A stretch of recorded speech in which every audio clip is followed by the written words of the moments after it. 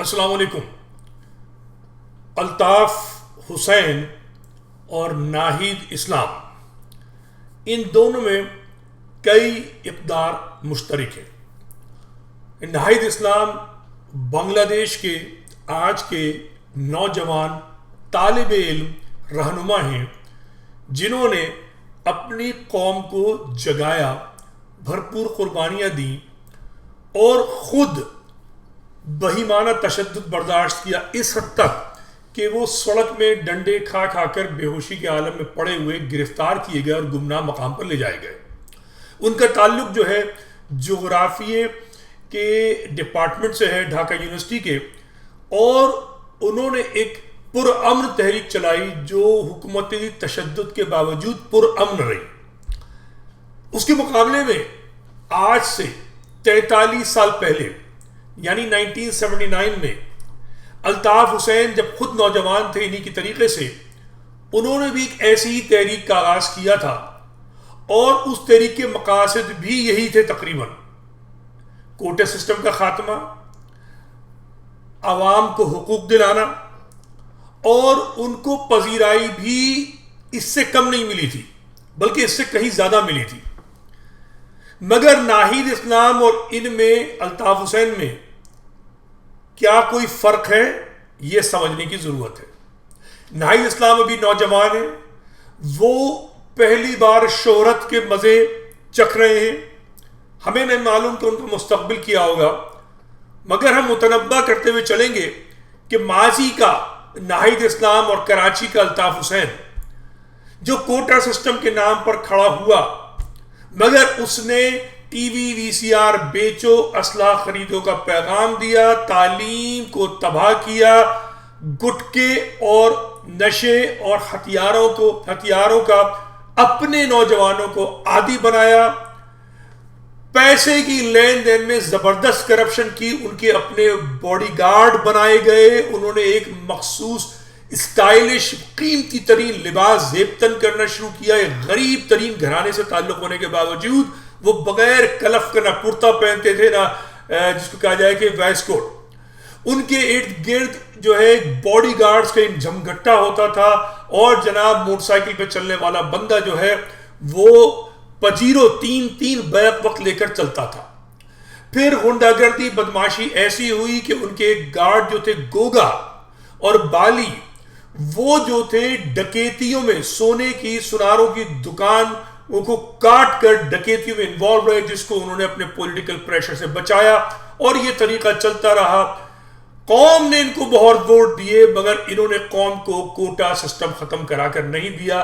کوٹے system پر الطاف نے اور M Q M نے کبھی کوئی احتجاج نہیں کیا۔ لیڈر بنے، 35 سال تباہ و برباد کر دیے۔ ناہید اسلم کو ہم دیکھ رہے ہیں کہ ناہید اسلم نہ تو قیمتی کپڑے زیب تن کر رہے ہیں جو ابھی نظر آ رہا ہے، ان کا انداز آج بھی طالب علمی والا ہے، اس میں رعونت نہیں ہے، اس میں نخوت نہیں نظر نہیں آ رہی۔ وہ مذاکرات کر رہے ہیں اپنے ملک کے چیف آف آرمی اسٹاف سے اور اپوزیشن سے، اور ان کا مطالبہ یہ ہے کہ وہ بنگلہ دیش کو جمہوریت کی طرف لے جانا چاہتے ہیں، وہ اصولوں پہ قائم ہونا چاہتے ہیں، اور سب سے بڑھ کر انہوں نے جس بندے کو چیف ایڈوائزر مقرر کرنے کو کہا ہے وہ محمد یونس صاحب ہیں، کہ جو کہ مائکرو فائنانس کے سمجھ لیں کہ گرو ہیں، اور نوبل پرائز جیت چکے ہیں، اور ان کی بڑی عزت ہے عالمی معاشرے میں۔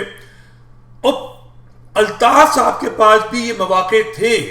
عبدالستار ایدھی جیسا فرشتہ ان کے سامنے موجود تھا، ان کے سامنے ڈاکٹر ادیب الحسن رضوی جیسے عظیم پروفیسر موجود تھے، ان کے سامنے اکانومی کے ایک سے ایک بڑے دیوتا مہاجر قوم میں موجود تھے، پڑھے لکھے لوگوں کی ایک کثیر تعداد تھی۔ مگر الطاف نے کیا کیا تھا؟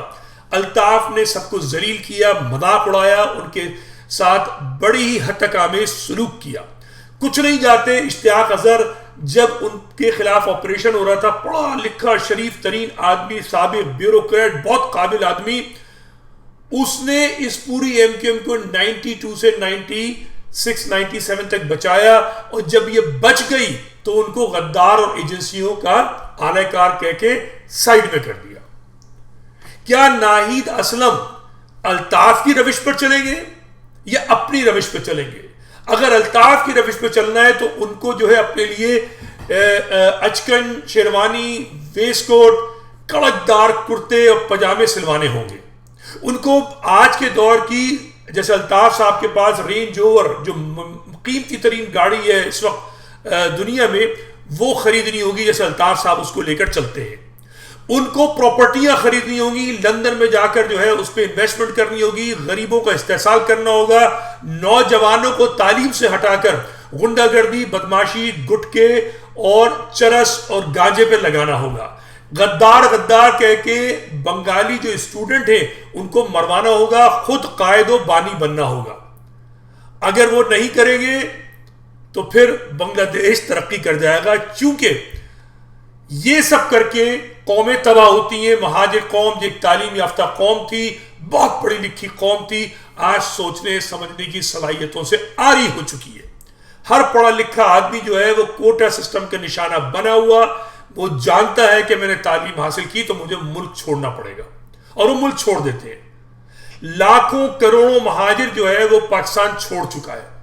چونکہ ایم کیو ایم نے 35 سال پہلے کوٹا سسٹم ختم کرانے کی تحریک شروع کر کر مہاجروں کو کوٹا تو چھوڑیے زندگیوں سے ہاتھ دھلوا دیے تھے.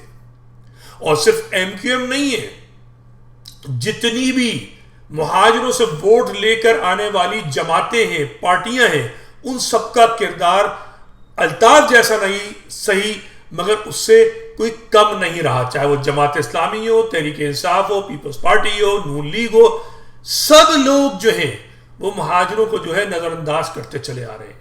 مگر مہاجروں کو سوچنا ہوگا کہ کیا انہیں قائد بانی چاہیے یا منزل چاہیے. منزل چاہیے تو انہیں اپنے اندر سے ایک بار پھر ایسی قیادت لانی ہوگی، ایسی قیادت جیسے ناہید اسلام ہے، ان کے رفقا ہیں، نوجوان جن کے کپڑے خلیے سے صاف پتہ چل رہا ہے کہ ان کو صرف اور صرف منزل کی طرف جانا ہے. الطاف کی طریقے سے خود کو منزل نہیں بنانا ہے، رہنما نہیں بنانا ہے، لیڈر نہیں بنانا ہے، قائد نہیں بننا ہے، بانی نہیں بننا ہے. آپ کو ایسی قیادت کی تلاش کرنی ہوگی، اور یہ قیادت تبھی ملے گی جب آپ خود جو ہے اپنی قسمت اپنے ہاتھ میں لیں گے. کوئی نہ کوئی آپ میں سے نکل آئے گا. ناہید اسلام کراچی میں، حیدرآباد میں، پاکستان میں، جو کوٹا سسٹم ختم کرا سکے گا، جو کراچی کو صوبہ بنا سکے گا.